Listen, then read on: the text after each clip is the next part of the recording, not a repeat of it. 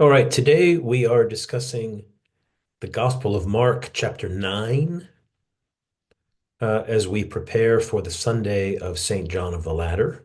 And I'll read the passage very quickly. At that time, a man came to Jesus kneeling and saying, Teacher, I brought my son to you, for he has a dumb spirit.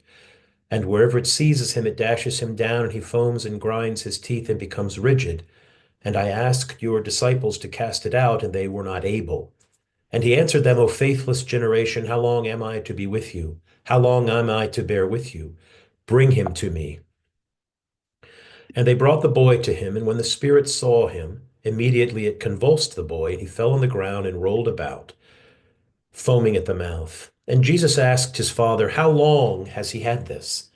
And he said, From childhood, and it has often cast him into the fire and into the water to destroy him. But if you can do anything, have pity on us and help us. And Jesus said to him, If you can, all things are possible to him who believes.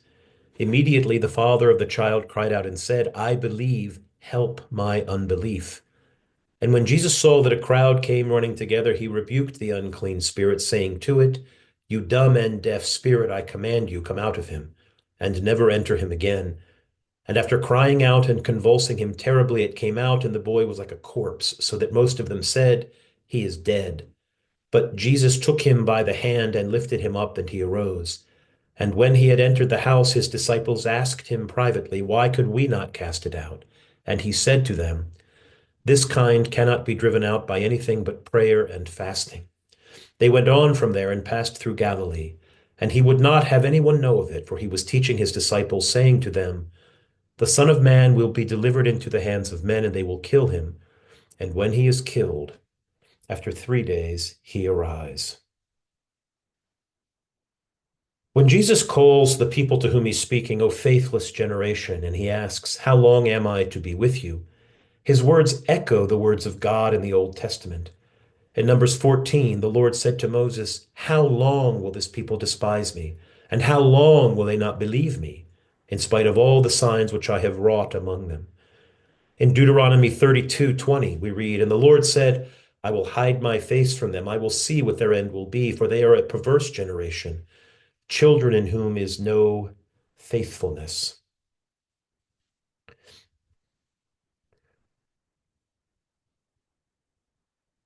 Who is being criticized here in this phrase, oh, faithless generation?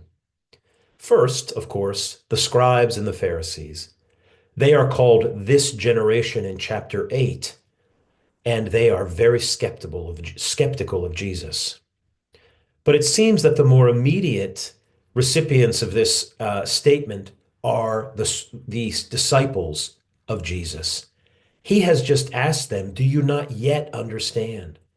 Time is running out, he is saying. Do you not yet understand? His passion is coming. They need to understand it soon. Do you not yet understand? He's talking to his disciples.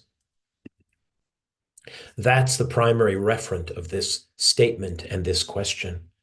And this raises a couple of important issues. First, when he asks, Do you not yet understand? He stresses the passage of time. That's important for us to consider because we are in the period of Great Lent. Some of our flock may have not even changed their lives a little bit. The benefit of Lent is that it is an opportunity to do something while there is still time.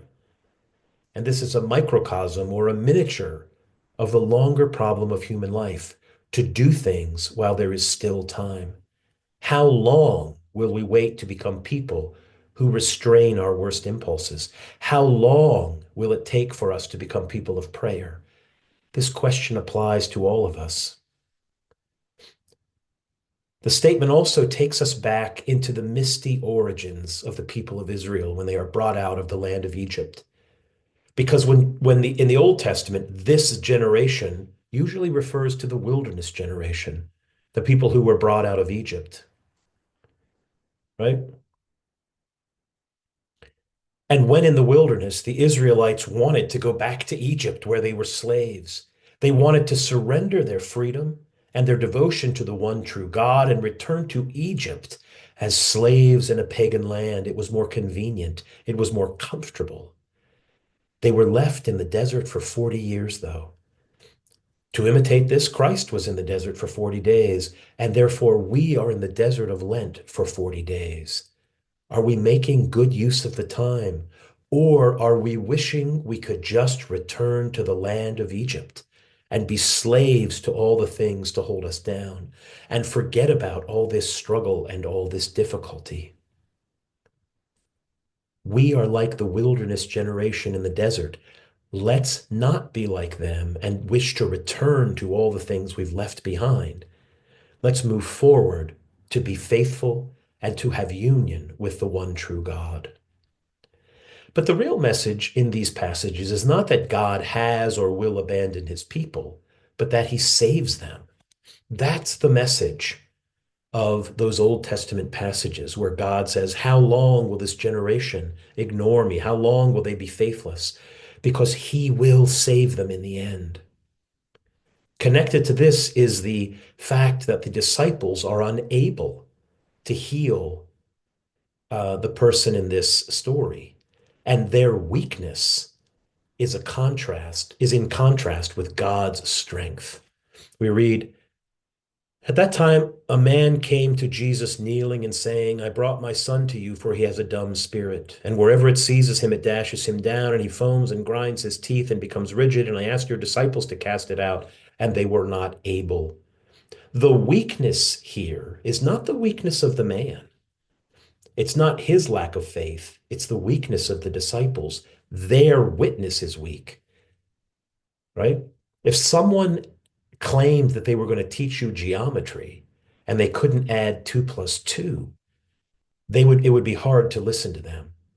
And Jesus is here criticizing the disciples for their weakness, not the man's. And this is part of Mark's longer or larger concern uh, to stress that the inability of human beings to save one another or themselves is in contrast to God's might and power and his ability to save us.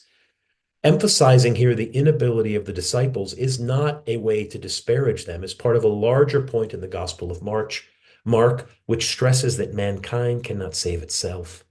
Mark relies on words that begin with isch or thine, which refer to being strong enough or able enough to do things, in order to draw a distinction between those who can save and those who cannot. In our passage alone, there are several references to such words, right? The man asks, if you can do anything, have pity on us and help us. Jesus says, all things are possible, vinata, for him who believes.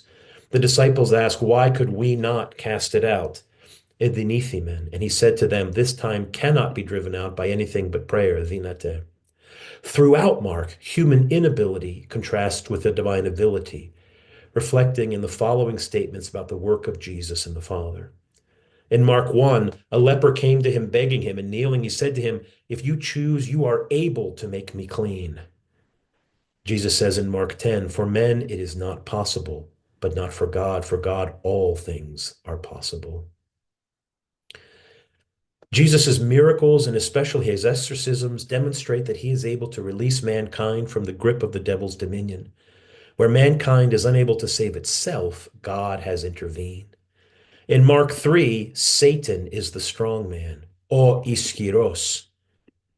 Jesus says, if Satan rises up against himself and is divided, he cannot stand, but his end is come. But no one can enter the house of a strong man, to ischiru, and plunder his property without first tying up the strong man, ton ischiron. But if Satan is o ischiros, the strong man, then Jesus is o ischiroteros, the stronger man, according to this comment of the Baptist. And he preached, saying, after me comes he who is stronger than I, the thong of whose sandals I am not worthy to stoop down and untie. Jesus is the one who is able, who is strong enough to tie up the strong man and to save human beings who cannot save themselves. What human beings are not able to do, God is able to do in Christ. Jesus, in other words, has invaded the world in order to save it from the dominion of the devil. Since nothing in this world can bring salvation from evil, and all human life is in the grip of this evil.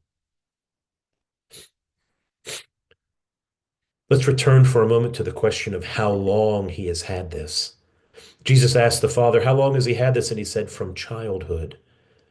The fact that this affliction has troubled the boy since childhood means that his whole life has been diminished by the disease, and his humanity is compromised even from birth. The disease is an inherent part of his being, inseparable from him in any way. The same is true of other afflicted people who are saved by Jesus, like the woman with the issue of blood in Mark 5, right? She had this for 12 years, and she spent all she had, but she only got worse. In John 9, the man born blind is blind from his birth. The man at the pool has been afflicted for 38 years, and he has no one to help him. The fact that these people are either afflicted from birth or are afflicted totally and no human help can save them indicates that they need divine intervention, underscoring the point made above that Jesus saves man since man cannot do anything to save himself. We need a total overhaul from birth to death. This is why St. Irenaeus says that Jesus passed through every age, becoming an infant for infants, thus sanctifying infants, a child for children, thus sanctifying those who are of that age, right? And then it says, "Then at last he came unto death itself, that he might be the firstborn from the dead, that in all things he might have the preeminence, the Prince of life, existing before all and going before all. He was a baby, a youth, an old man, and he even died so that he experienced everything in our life so that he could transform it." St. Gregory the theologian, in his famous letter 101, says, "That which he has not assumed, he has not healed. But that which is united to his Godhead is also saved. If only Adam, half of Adam fell, then that which Christ assumes and saves may be half also. But if the whole of his nature fell, it must be united to the whole nature of him that was begotten, and so be saved as a whole." These are people who are totally and utterly unable to save themselves. Only God can save them. And in the period of Great Lent, we all come to grips. If we examine ourselves, we all come to grips with the fact that we cannot change ourselves. We cannot stop ourselves from all the things that we try to stop. We cannot actively do all the things that we try to actively do in order to be closer to Christ. Only He can give us the power to do that. We're also reminded, because we just celebrated the Feast of the Annunciation, that Christ gives us heavenly birth in exchange for our earthly birth. He overhauls our humanity completely and utterly. This is why Christ must be born as a baby and participate in every aspect of human life. Most important of all is the fact that the Annunciation happens during Lent, because it's easy to imagine that Lent is a time of somber abstinence only, that it's a time of um, focusing on death, that it's a time of focusing on ending things. But Lent is really a time of life. And the fact that we celebrate the Annunciation in the middle of Lent reminds us that we are here to experience new life. The period of Great Lent seems like a death to this world because we are dying to this world. But we're not dying in order to annihilate ourselves. We're dying to this world in order to have rebirth and new birth. The fact that we just celebrated the Annunciation reminds us of that. The Feast of the Annunciation always reminds us in the middle of Lent that Lent is not about death, it is about life.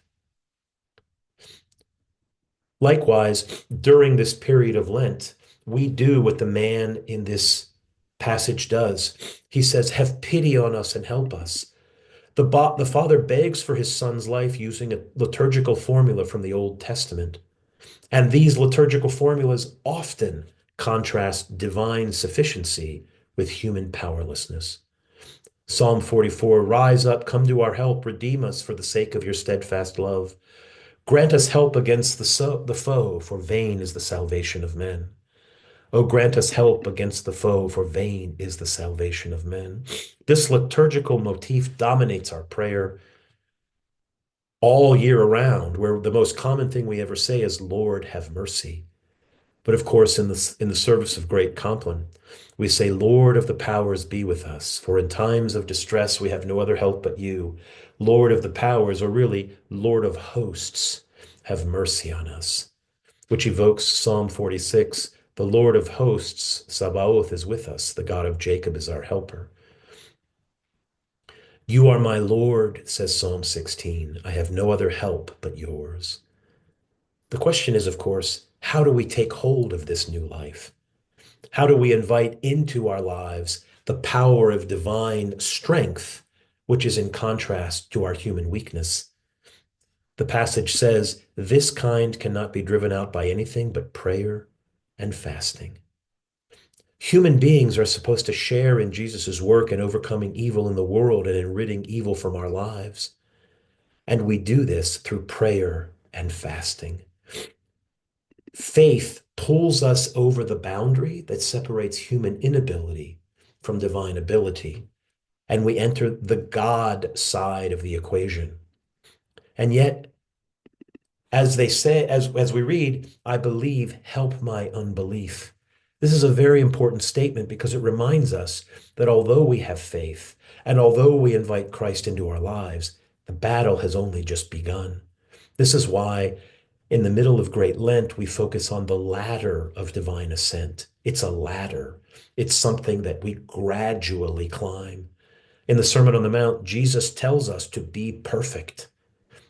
And in the history of the interpretation of the Sermon on the Mount, some have thought that this is only for the religious, right? In the Roman Catholic Church, it was thought that that kind of admonition was only for monastics, but not for the regular people.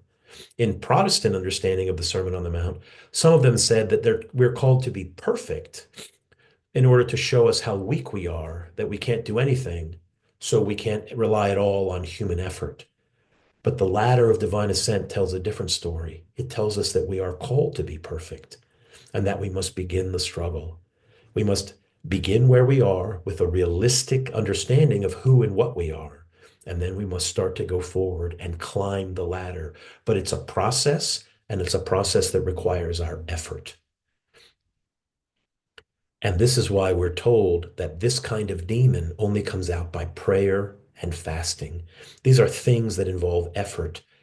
And it's not so much a message that we will heal all of our diseases and illnesses by faith, prayer, and fasting. The disease that is being healed is the enslavement to the ruler of this world. This world holds us all bound to earth, bound to the passions, to selfishness, to cruelty. And these things can only be fought by prayer and fasting, which make us more humble, less egotistical, and more open to the needs of the people around us. But participating in them is climbing the ladder of divine ascent. Finally, Jesus says, the Son of Man will be delivered into the hands of men, and they will kill him. And when he is killed, after 3 days, he will rise. The evil of falling into the hands of men is a well-known biblical motif, right? David wants to fall into the hand of the Lord, for the Lord is merciful. He does not want to fall into the hands of men, right? As we move toward Holy Week and we're reminded of the fact that Christ came to suffer for us, we are reminded of the fact that the Son of Man, Hoios tou anthropou, is delivered into the hands of men. And that's very significant because this play on word emphasizes that the world is a place under the control of the devil. And the very men whom Christ has come as Son of Man to free from evil are themselves operating under the thrall of evil. The Son of Man is killed by the hands of men whom he came to save. This is so painfully true that they are agents of Christ's destruction. Christ came to free the epileptic from his imprisonment to evil and corruption, but that same evil and corruption lashed it out to Christ even as he does so.